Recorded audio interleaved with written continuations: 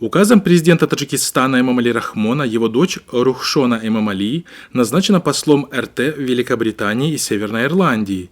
Рухшона Эмомали, третья дочь президента, в 2016 году работала в посольстве Таджикистана в Лондоне. С 2017 года Рухшона является замначальника управления международных организаций МИД Таджикистана.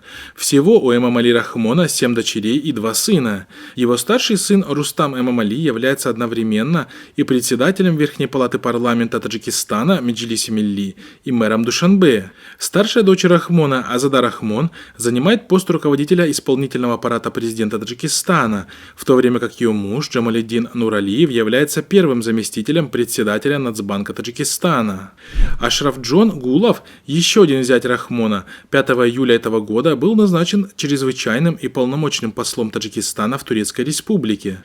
Еще 3 зятя Эмомали Рахмона Зарифбек Давлатов, Захир Сахибов и Шамсулло Сахибов являются крупнейшими в стране бизнесменами, монополизировавшими все хоть сколько-то доходные сферы предпринимательства.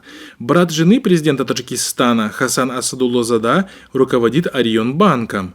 Племянник президента Исламиддин Рахмон руководит Дангаринским районом. Его брат Умет Рахмон работает прокурором столичного района Сино.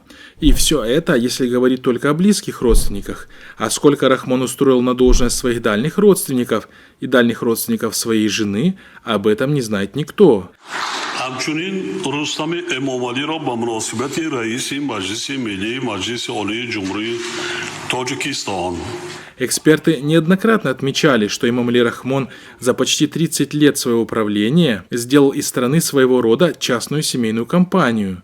За этот срок коррупция в стране достигла небывалых масштабов, погрузив страну в состояние перманентного экономического кризиса и, как следствие, в безработицу, что и вынуждает население к постоянной трудовой миграции.